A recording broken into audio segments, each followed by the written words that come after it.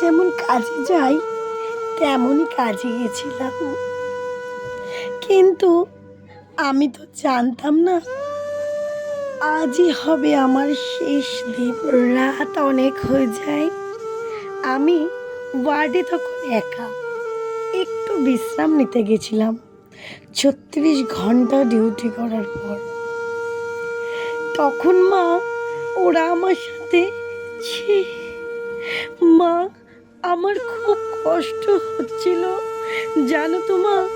অনেকবার ওদের বারণ করেছিলাম, চিৎকার করে পড়েছিলাম, বাঁচাও বাঁচাও, কে আছো, আমাকে বাঁচাও।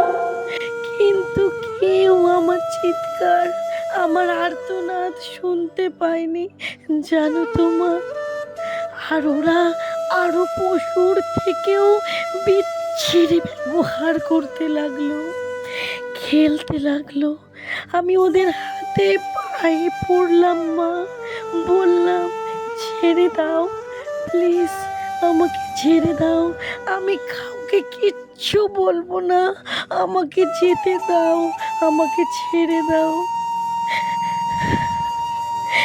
কিন্তু ওরা আর তোমার কাছে যাওয়ার সুযোগটাও দিল না মা, দিল না তোমার কোলে শেষবারের মতো মাথা রাখতে, দিল না শেষবারের মতো তোমার হাসি মুখটা দিতে,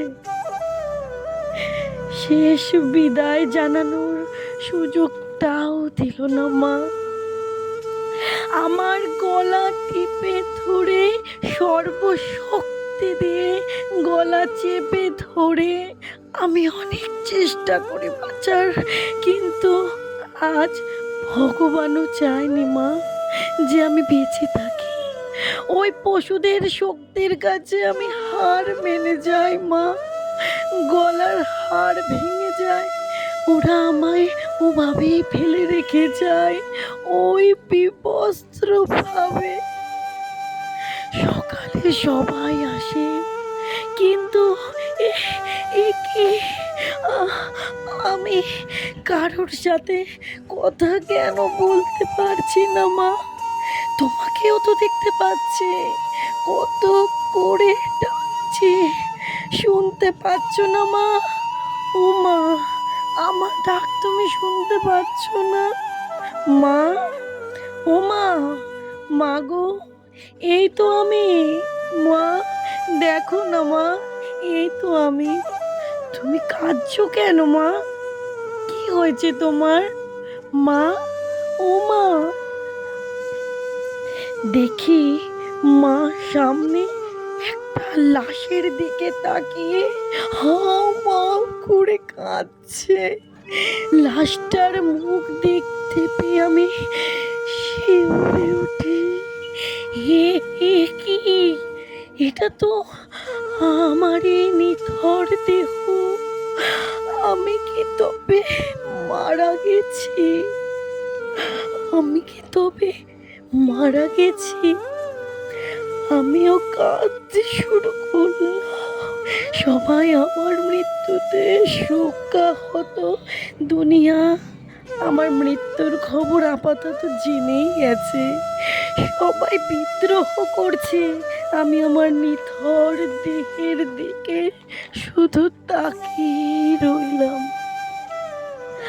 আমার শেষটাও তো আরো ভালো হতে পারত মা, বলো মা, আমার শেষটা তো আরো ভালো হতে পারত।